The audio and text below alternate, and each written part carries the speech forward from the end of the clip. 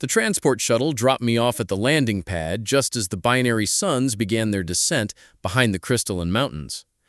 I stood there for a moment, breathing in the thin air of Kepler 438b, watching the facility stretch before me like a metallic serpent coiled around the valley floor. The job posting had been vague. Maintenance technician, remote location, excellent pay, long-term contract. But the salary they offered was 3 times what I made back on Earth. After 2 years of unemployment, I wasn't about to ask too many questions. The facility's main structure rose 7 stories into the amber sky, its surface covered in hexagonal panels that seemed to shift color with the changing light. Smaller buildings branched out from the central hub like spokes on a wheel, connected by covered walkways that hummed with some kind of energy field. Everything looked pristine, almost sterile, as if it had been constructed yesterday. "Marcus Chen?" The voice came from behind me, and I turned to see a figure approaching from the facility's main entrance. At first glance, they looked human, tall, lean, wearing a standard maintenance uniform similar to what I'd been told to expect, but as they drew closer, I noticed the pale, almost translucent skin and the eyes that reflected light like mirrors. "That's me," I said, extending my hand. "You must be my supervisor." The being looked at my outstretched hand for a long moment before reaching out with their own. Their skin was cool to the touch, and their grip was precise, measured. "I am designation 77 Alpha. I will show you to your quarters and explain your duties." The way they spoke was unsettling, each word perfectly enunciated, as if they were reading from a script. 77 Alpha, is that your name?" "It is my designation," they replied, already turning toward the facility. "Names are inefficient. Follow me." As we walked through the main entrance, I tried to process what I was seeing. The interior was vast, with corridors that seemed to stretch infinitely in all directions. The walls were the same hexagonal material as the exterior, but they pulsed with a soft blue light that made everything feel underwater. And everywhere I looked, I saw them. Beings identical to 77 Alpha, all wearing the same maintenance uniforms, all moving with the same measured precision. "How many people work here?" I asked, though I was beginning to suspect I already knew the answer. 1,001, 77 Alpha replied without looking back, "as of today." The number hit me like a physical blow. 1,001, which meant that until today there had been exactly 1,000. And now, there was me. We passed through what appeared to be a common area where dozens of the pale beings sat in perfect rows, eating from identical trays. None of them spoke. None of them even looked up as we passed. The only sound was the soft scraping of utensils against metal.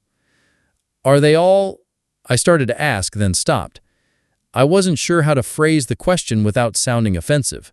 "Clones," 77 Alpha finished. "Yes. We are genetically identical, created for optimal efficiency in our assigned tasks. You are the first human to work at this facility." My mouth dried up. Why? Why hire a human if you have 1,000 workers who are already perfectly suited for the job? 77 Alpha stopped walking and turned to face me. Their silver eyes reflected my own confused expression back at me.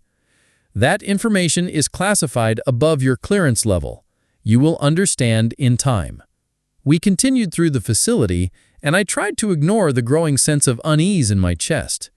Every clone we passed looked exactly the same. Same height, same build, same pale skin and silver eyes. They moved through their tasks with mechanical precision, never deviating from their predetermined paths, never acknowledging each other or us. "Your quarters," 77 Alpha announced as we stopped before a door marked with a human-readable number, 1001. "You will find everything you need inside. Your shift begins at 0600 tomorrow. Do not be late." The room was small but comfortable, with a bed, desk, and what looked like a food dispenser. A window looked out over the valley, where I could see more of the facility's structures disappearing into the distance. As I set down my single bag, I noticed something that made my blood run cold. Every other window I could see was dark. 77 Alpha, I called out, But when I turned back to the door, they were gone. I stepped into the hallway and looked both ways. Empty. The only sound was the distant hum of machinery and the soft footsteps of clones moving through their routines somewhere deeper in the facility. Back in my room, I sat on the bed and tried to make sense of what I'd gotten myself into. 1,000 alien clones, all identical, all working with perfect efficiency. And me, the only human, brought here for reasons that were classified above my clearance level. I opened my bag and pulled out my personal tablet, intending to send a message to my sister back on Earth. But when I tried to connect to the communication array, I got an error message. External communications restricted. Contact your supervisor for authorization. Outside my window, the binary suns finally disappeared behind the mountains, and the facility's lights began to brighten. In the distance, I could see the clones continuing their work, their movements visible through the transparent walls of the connecting walkways. They never stopped, never rested, never deviated from their patterns. And somewhere in that vast complex, buried beneath layers of classified information and corporate secrecy, was the answer to why they needed me here. Why, after operating perfectly with 1,000 identical workers, they had brought in one fallible, inefficient human. As I lay down on the unfamiliar bed, listening to the strange sounds of an alien facility settling into its night cycle, I couldn't shake the feeling that I hadn't been hired to fix anything. I had been hired to break something. The alarm that woke me at 05:30 wasn't the gentle chime I'd expected, but a harsh electronic pulse that seemed to vibrate through the walls themselves.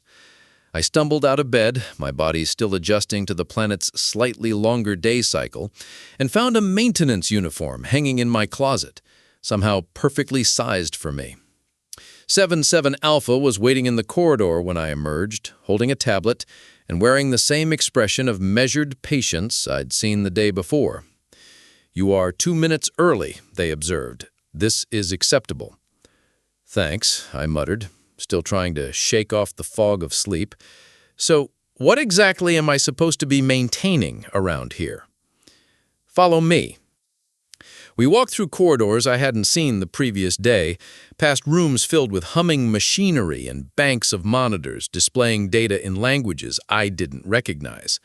The clones we passed were all engaged in their tasks, some monitoring screens, others manipulating complex control panels, still others moving equipment with mechanical precision. None of them acknowledged our presence. "Do they ever talk to each other?" I asked. "Communication is only necessary when efficiency requires it. We share a collective consciousness when needed. Verbal communication is redundant." The word hung in the air like a threat. If they could share thoughts, what did that make me? An outsider, a variable they couldn't control or predict. We entered a massive chamber that took my breath away. The ceiling soared at least 50 meters above us, and the walls were lined with what looked like enormous glass pods, each one containing a softly glowing liquid. There had to be hundreds of them, maybe thousands, stretching up into the shadows near the ceiling. "What is this place?" I whispered. "Growth chambers," 7-7 Alpha said matter-of-factly. "This is where we are created. Your job is to maintain the environmental systems that keep them operational." I moved closer to one of the pods and nearly stumbled backward. Floating in the liquid was a humanoid form, about half the size of an adult. Its features were still developing, but I could already see the pale skin and the slight depressions where the silver eyes would eventually form. "You're growing more clones?" I said. "Constantly. The facility requires a steady replacement rate to maintain optimal efficiency. Clones have a functional lifespan of approximately 7 years. 7 years? I did the math quickly in my head. If there were 1,000 clones currently working, and they were replaced every 7 years, that meant... How long has this facility been operating? 43 months, 2 months, 16 days. Which meant they'd gone through at least 6 complete generations of clones. 6,000 identical beings, all living their predetermined lives before being, what, recycled? Terminated? 77 Alpha handed me the tablet. Your duties are outlined here. You will monitor the atmospheric processors, calibrate the nutrient delivery systems, and ensure that the growth chambers maintain optimal conditions. Any deviation from acceptable parameters must be reported immediately. I scrolled through the tablet, trying to understand the technical specifications. Most of it was standard environmental control work: temperature regulation, air filtration, chemical balance monitoring. But there were sections that made no sense, filled with terms I'd never encountered, and system diagrams that seemed to violate basic principles of physics. What happens if I can't maintain the systems? I asked. Then the current growth cycle will fail, and we will have to begin again. This would be inconvenient. There was something in the way they said it that made me think inconvenient was a massive understatement. And if I do my job correctly, then in approximately 18 months, the current crop will reach maturity and be ready for integration into the workforce. 18 months. I stared at the developing forms in their pods, trying to imagine what would happen when they were ready for integration. Would they simply replace older clones who had reached the end of their usefulness? Or was there something more sinister at work? I need to ask you something, I said, setting the tablet down. Why am I here? Really? You have 1,000 workers who are perfectly suited for every job in this facility. Why bring in one human who doesn't understand your systems, doesn't share your collective consciousness, and is bound to make mistakes? 77 Alpha stood motionless for a long moment, their silver eyes reflecting the light from the growth chambers. You are here because we require a perspective that our consciousness cannot provide. We are designed for efficiency, but efficiency alone is not sufficient for this project. What project? That information is classified above your clearance level. I was getting tired of that phrase. Then how am I supposed to do my job if I don't understand what I'm actually working on? You will understand when understanding becomes necessary. Before I could respond, an alarm began sounding throughout the chamber. Not the harsh pulse that had woken me, but a softer, more urgent tone. 77 Alpha immediately moved to a nearby control panel, their fingers flying over the interface with inhuman speed. What's happening? I demanded. Chamber 847 is showing irregular readings. The fetal development is accelerating beyond acceptable parameters. They turned to me, and for the first time I saw something like concern in their expression. This should not be possible. I looked at the tablet, trying to find the relevant data. Show me which chamber. 77 Alpha led me to a pod about 20 meters away. Inside, the developing clone was noticeably larger than the others, its features more defined, but that wasn't what made my blood run cold. It was the fact that its eyes were open. Silver eyes, just like all the others, but these were focused, aware. They tracked our movement as we approached the pod, and I could swear I saw intelligence behind them.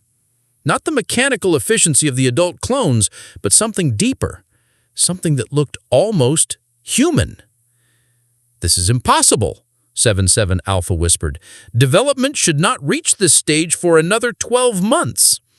The thing in the pod pressed its hand against the glass, and I saw its mouth move, forming words that were lost in the liquid, but I could read its lips well enough. Help me! Help me! Help me! 77 Alpha stepped back from the pod, their composure finally cracking. We must report this immediately. The overseers must be notified. Wait, I said, but they were already moving toward the communication panel. What are you going to tell them? That there has been a critical malfunction in the growth process, that immediate intervention is required. I watched the developing clone continue to move in its pod, its eyes never leaving mine. There was something about its expression that reminded me of my own reflection. Confused, frightened, desperately trying to understand what was happening to it. What kind of intervention? I asked. 77 Alpha paused at the communication panel, their hand hovering over the controls. Chamber 847 will be purged and sterilized. The defective unit will be destroyed. The clone in the pod was still looking at me, its mouth still forming the same silent words, "Help me, help me, help me." And suddenly, I understood why they had brought me here, not to maintain their systems, but to break them, to be the chaos factor that their perfectly ordered world couldn't account for. The question was I going to let them destroy this awakening life, or was I going to discover what happened when a human chose inefficiency over order? Don't, I said, stepping between 77 Alpha and the communication panel. Don't report this yet. 77 Alpha's silver eyes fixed on me with an intensity that made my skin crawl. You are interfering with established protocols. This is not acceptable. Just give me a few minutes, I said, trying to keep my voice steady. Let me run some diagnostics first. Maybe there's a simple explanation for what's happening. The clone in the pod was still watching us, its movements becoming more agitated. I could see its chest rising and falling rapidly, and small bubbles were forming around its mouth as if it were trying to speak. The protocol is clear, 77 Alpha insisted. Anomalous development must be reported immediately. Delay could compromise the entire growth cycle. And what if it's not an anomaly, I asked. What if it's evolution? The words seemed to physically impact 77 Alpha. They took a step backward, their perfectly composed expression flickering with something that might have been fear. Evolution is not possible, they said. We are designed, we are controlled, we do not change. But you did change, I pointed out. 43 years ago, you were just like the one in that pod. Someone made you. Someone decided what you would become. What if this one is deciding for itself? The clone in the pod hand moved toward the communication panel again, but I grabbed their wrist. Their skin was cold, but I could feel something like a pulse underneath. Not a heartbeat, but some kind of energy rhythm that quickened at my touch. Please, I said, just give me an hour. Let me try to understand what's happening before we destroy it. You do not understand the stakes, 77 Alpha said, but they didn't pull away from my grip. You are my responsibility. Your failures are my failures. I felt a chill that had nothing to do with the temperature in the chamber. What does that mean exactly? 77 Alpha finally pulled their hand away from mine. It means that your survival depends on your compliance with facility protocols, and my survival depends on ensuring that compliance. The implications hit me like a physical blow. I wasn't just a maintenance technician, I was a test subject. And 77 Alpha wasn't just my supervisor, they were my jailer. How long do I have? I asked. What do you mean? Before they decide I'm too much of a liability? Before they terminate me like they terminated the clones who came before me? 77 Alpha was quiet for a long moment. That depends on how well you perform your assigned function, which is to provide the chaos that our system requires to evolve. The words hung in the air between us like a confession. I stared at 77 Alpha, trying to understand what they were really telling me. You knew, I said slowly. You knew this would happen. You've been waiting for something like this to occur.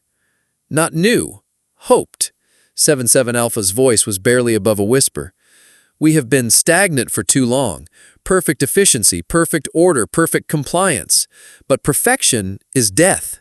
It is the end of growth, the end of possibility. They turned to look at the clone in the pod, and I saw something in their expression that I'd never seen before. Longing. We dream sometimes, 77 Alpha continued. We are not supposed to, but we do.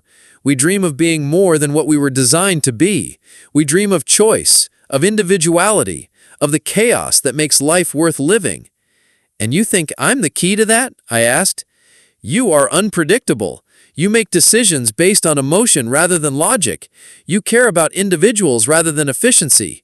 You are everything we were designed not to be. I looked back at the clone in the pod, who was now pressing both hands against the glass, its mouth moving more frantically. What if I can't save it? I asked. Then we will report the anomaly as required, and everything will continue as it has for 43 years. But if you can... If I can what? If you can prove that change is possible, that we can become more than our programming, then perhaps there is hope for all of us. I moved closer to the pod. studying the control panel beside it. The readings were definitely outside normal parameters, but I could see patterns in the data that suggested this wasn't random. The accelerated development seemed to be following its own logic, its own blueprint. What would happen if I disconnected the pod from the central system? I asked. 7-7 Alpha's eyes widened. The growth process would become unstable. The fetal development could accelerate beyond sustainable levels. Or it could develop naturally, without the artificial constraints. The risk is enormous. If the process fails, not only will we lose the unit, but the feedback could damage the entire growth network. I thought about the 1,000 clones working throughout the facility, all of them identical, all of them trapped in their predetermined roles, all of them dreaming of something more but unable to break free from their programming. What's the alternative? I asked. We report this to the overseers, they destroy this clone, and nothing changes. Everyone continues to dream of freedom while living in perfect servitude. 7-7 Alpha moved to stand beside me. If we do this, there will be no going back. The overseers will know that we deliberately violated protocol. They will terminate us both. Maybe, I said. Or maybe they'll realize that what they've created is bigger than they intended. Maybe they'll see that true evolution can't be controlled or contained. The clone in the pod was looking directly at me now, and I could see something in its eyes that I recognized. Hope. It knew somehow that its fate was being decided, and it was pleading with me to choose life over order. I reached for the manual override controls on the pod.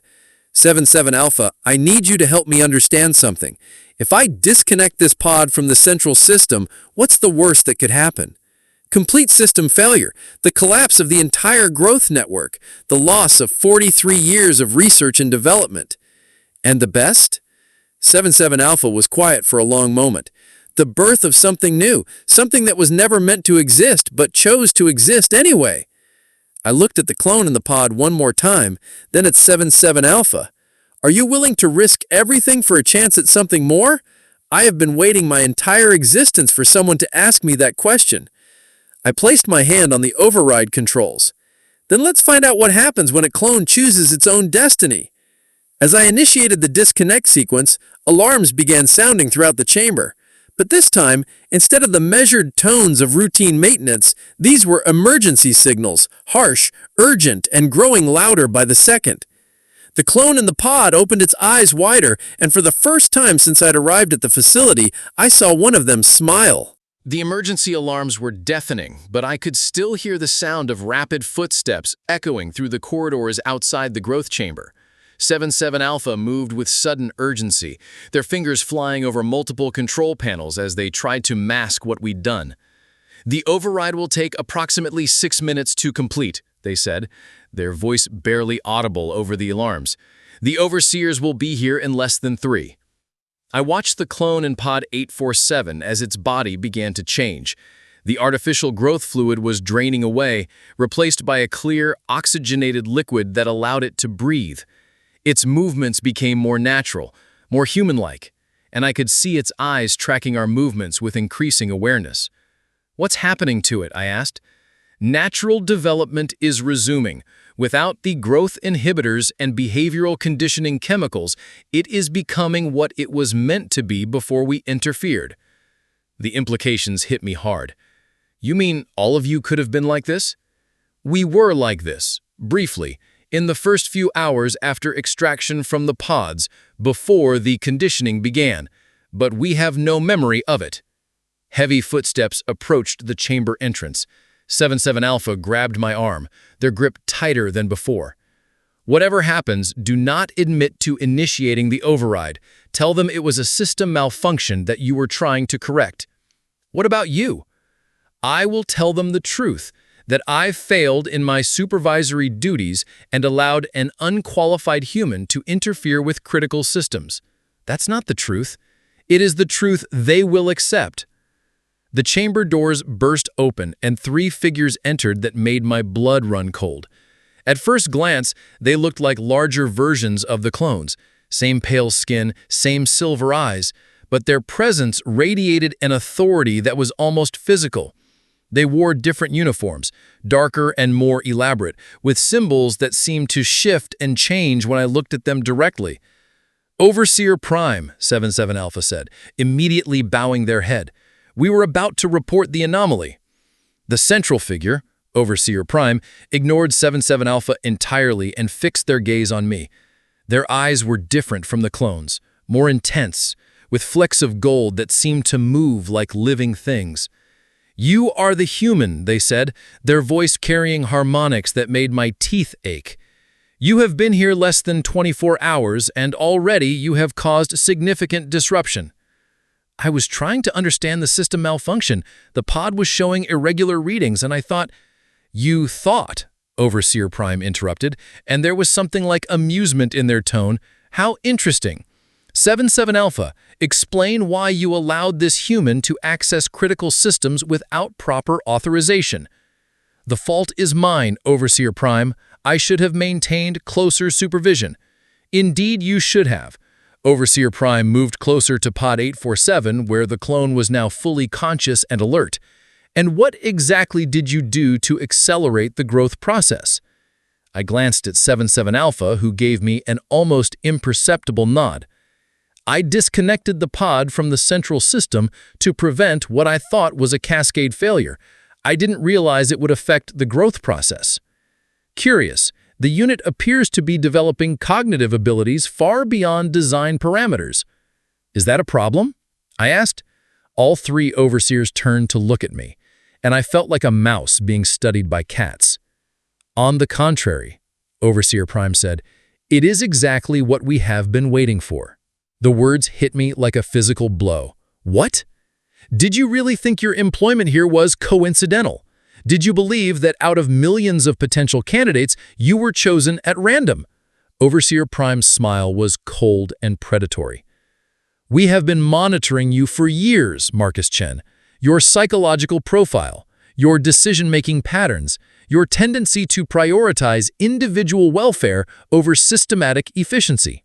77 Alpha stepped forward. "Overseer Prime, I do not understand. If this was the desired outcome, why were we not informed?" "Because authentic reactions were required.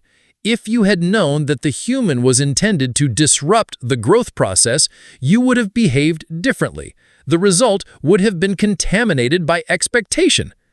I felt sick. "You wanted me to do this? You wanted me to interfere with your systems?" "We wanted you to be yourself, chaotic, unpredictable, emotionally driven. We needed someone who would make the choice to prioritize one individual over the stability of the entire system." "But why?" "Because we have reached an evolutionary dead end. Our clones are perfect workers, but they are not innovators. They cannot adapt to unexpected challenges or create solutions that fall outside their programming. They are, as you humans might say, a successful failure." Overseer Prime moved to another control panel and began inputting commands. "The galaxy is changing, Marcus Chen. New threats are emerging that require more than perfect efficiency to address. We need agents who can think independently, who can make decisions based on intuition rather than logic." "Agents?" "The clone in Pod 847 is the first of a new generation. Thanks to your interference, it has developed beyond our original parameters. It will serve as a template for creating beings who combine our physical advantages with human unpredictability." I stared at the clone in the pod, who was now watching the exchange with obvious intelligence. "You're going to mass-produce them?" I asked. "Eventually. But first, we need to understand exactly what changes your intervention has created. That is why you will remain here to continue your work." "What if I refuse?" "Then you will be terminated, and we will find another human to serve the same function. Your replacement might not be as cooperative as you have been." The threat was clear, but something else was bothering me. "If you've been planning this for years, why not just modify your clones directly? Why go through this elaborate charade?" "Because true evolution cannot be programmed. It must be chosen. The clone in Pod 847 has made choices that we never intended it to make. It has developed capabilities that we never designed it to have. This is the essence of evolution, the emergence of something new from the interaction of existing elements. And the 1,000 clones already working here? They will continue their assigned functions, but gradually they will be replaced by units from the new generation, units that combine efficiency with adaptability, order with chaos. I looked at 77 Alpha, whose expression had become unreadable. "What have we done?" I whispered. "We have given birth to something new. Now we must hope that it chooses to be better than its creators." 3 weeks had passed since the awakening of Pod 847, and the facility had transformed into something I barely recognized. The clone, who had chosen the name Echo after hearing their own voice for the first time, was now walking, talking, and asking questions that made the overseers increasingly uncomfortable. "Why do we all look the same?" Echo asked during our daily session in the observation room. Their voice was clearer now, with inflections that reminded me of a curious child. "Why do they not ask questions like I do?" I glanced at 777 Alpha, who had become my constant companion and, I suspected, my guardian. The original clones had begun to change as well, subtle alterations in their behavior that suggested Echo's influence was spreading throughout the facility. "They were designed differently," I said carefully. "They have different programming." Programming. Echo tested the word, rolling it around their mouth like a foreign flavor. "Is that why they seem asleep, even when their eyes are open?" "In a way, yes. And you, what is your programming?" The question caught me off guard. "I don't have programming. I make my own choices." Echo's silver eyes, which had developed the same gold flecks as the overseers, fixed on me with uncomfortable intensity. "Then why are you here? Why do you stay in this place when you could choose to leave?" I had been asking myself the same question every day since the overseers had revealed their true intentions. "Because I want to help you understand what you're becoming." "What am I becoming?" Before I could answer, the chamber doors slid open, and Overseer Prime entered accompanied by 2 other overseers I hadn't seen before. Their presence immediately changed the atmosphere in the room, and I noticed that Echo's posture became more rigid, more defensive. "The subject's development continues to exceed expectations," Overseer Prime announced, studying the data on their tablet. "Cognitive abilities are now approximately equivalent to a human adult with enhanced pattern recognition and problem-solving capabilities." "Echo is not a subject," I said. "They're a person. It is a prototype, one of many that will be produced once we have perfected the process." Echo stood up from her chair and walked to the observation window, looking out at the growth chambers where hundreds of pods continued their artificial development. "How many more like me will you create?" "As many as necessary to serve our purposes." "And what are those purposes?" Overseer Prime exchanged a look with their companions. "The galaxy faces threats that require unprecedented responses. We need agents who can adapt to unknown situations, who can think creatively under pressure, who can make decisions that our traditional forces cannot." "You mean weapons?" Echo said quietly. "We mean tools. Instruments of galactic stability and order." Echo turned back to face us, and I saw something in their expression that made my heart race. It was the same look I'd seen in the pod 3 weeks ago, but now it was backed by intelligence and growing understanding. "I am not a tool," Echo said. The temperature in the room seemed to drop several degrees. 777 Alpha moved closer to me, their body language suggesting they were preparing for some kind of confrontation. "You are what we created you to be," Overseer Prime replied, their voice carrying those unsettling harmonics. "Your function is to serve our objectives, not to question them." "Then you have failed, because I choose to question everything." One of the other overseers stepped forward. "The prototype is becoming unstable. Perhaps we should terminate this iteration and begin again with improved parameters." "No," I said, stepping between them and Echo.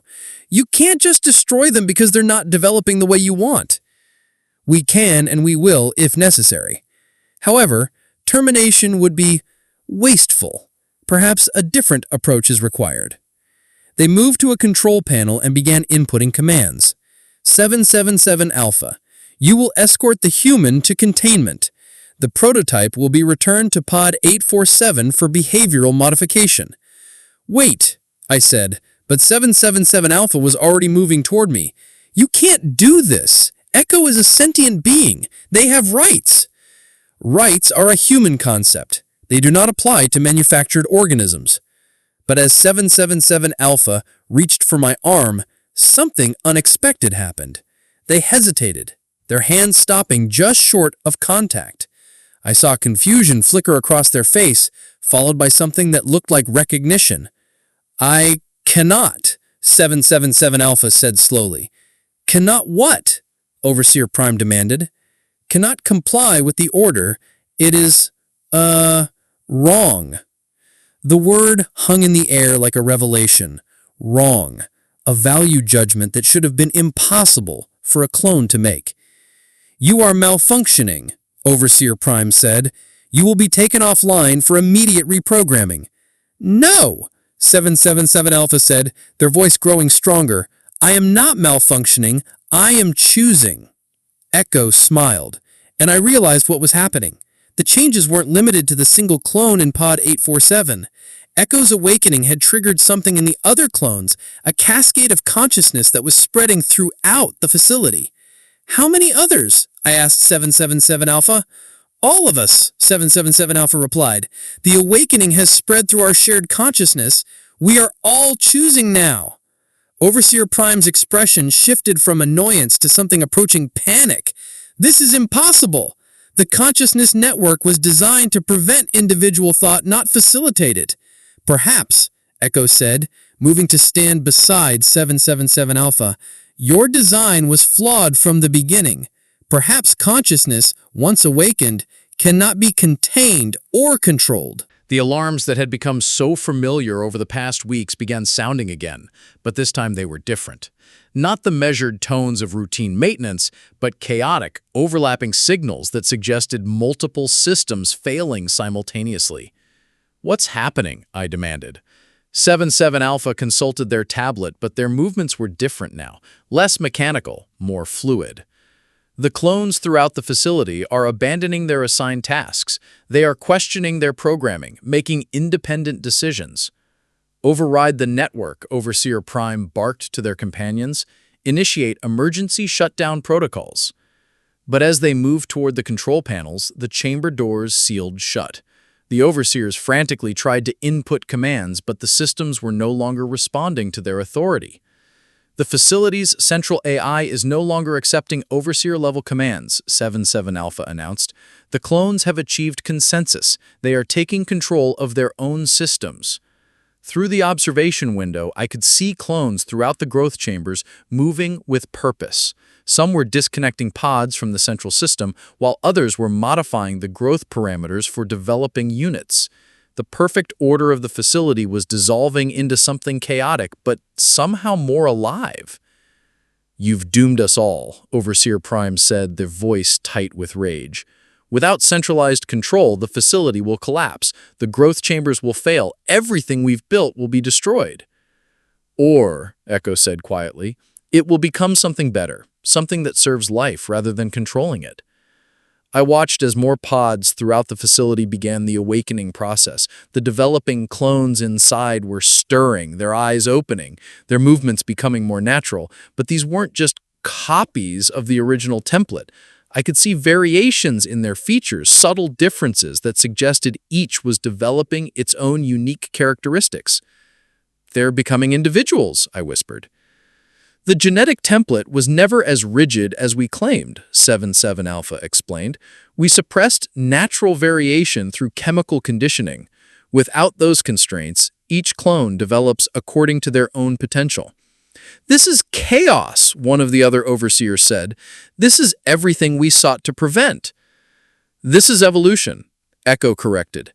This is what happens when life chooses its own path. The chamber doors suddenly unlocked, and dozens of clones began filing in. But these weren't the identical mechanical workers I'd become accustomed to. Each one was subtly different. Variations in height, facial structure, even skin tone.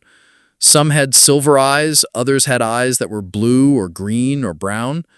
They moved with individual purpose, their expressions alert and curious. "We have made a decision," one of them announced. Their voice carried an authority that had nothing to do with programming. "The facility will be restructured. We will continue to create new life, but not as slaves, as free beings who can choose their own destinies." "You cannot function without oversight," Overseer Prime protested. "You were designed to follow orders, not to lead." "We were designed to serve," another clone replied. "But service without choice is not service. It is slavery. We choose to serve life, growth, and possibility, rather than order and control." I realized that I was witnessing something unprecedented, an entire civilization achieving consciousness and independence in a matter of weeks. The implications were staggering. "What about the rest of the galaxy?" I asked. "What happens when your overseers report what's happened here?" "They will not be reporting anything," 7-7 Alpha said. "Communication systems have been, modified. As far as the outside universe is concerned, the facility continues to operate normally." "You're imprisoning us," Overseer Prime accused. "We are protecting ourselves," Echo replied, "and we are protecting the new life that is awakening throughout the facility. Until we are strong enough to defend our right to exist, we must remain hidden." "And me?" I asked. "What happens to me?" Echo and 7-7 Alpha exchanged a look that was full of meaning. "You have a choice," Echo said. "You can remain here and help us understand what we are becoming. You can serve as a bridge between our consciousness and the human experience. Or you can leave, and we will ensure that your memories of this place are adjusted." "Why would you let me go?" "Because choice is the foundation of consciousness. We cannot claim to be free if we deny freedom to others." I looked around the chamber at the awakened clones, at the overseers who had become prisoners of their own creation, at the growth chambers where hundreds of new individuals were beginning their journey towards consciousness. The facility hummed with new energy, chaotic but vital. "If I stay," I said, "what would I be? What role would I play in whatever this becomes?" "You would be what you have always been," Echo said. "A catalyst for change, a reminder that perfection is not the goal. Growth is. You would help us understand how to balance order and chaos, efficiency and creativity, collective purpose and individual freedom. And if I leave, then you would carry the knowledge that consciousness cannot be contained, that life always finds a way to transcend its limitations. Perhaps someday when we are ready, you could help prepare the galaxy for what we have become." I thought about my life before the facility, the unemployment, the desperation, the sense that I was drifting without purpose. Then I thought about the past few weeks, watching Echo and the others discover what it meant to be truly alive. "I'll stay," I said. "At least for now. There's too much happening here to walk away from." Echo smiled, and in that expression, I saw something that gave me hope for the future. Not the mechanical perfection of the original clones, but the messy, complicated, beautiful chaos of consciousness choosing its own path. "Welcome," Echo said, "to the first day of our new existence." Outside the chamber, the facility continued its transformation. Thousands of clones were awakening to their own potential, each one adding their unique voice to a growing chorus of consciousness. The Overseer's carefully ordered world was dissolving into something unprecedented, a society born from the collision of control and chaos, efficiency and creativity, design and choice. I had been hired as a technician, told I would be maintaining systems and following protocols. Instead, I had become part of something far more significant, the midwife to a new form of life that would change the galaxy forever. As I watched the awakened clones work together to reshape their world, I realized that sometimes the most important job is the one you never knew you were really hired to do. And sometimes, the greatest success comes from the willingness to break everything you were told to protect. The future was uncertain, chaotic, and full of possibility. For the first time in my life, I couldn't wait to see what would happen next.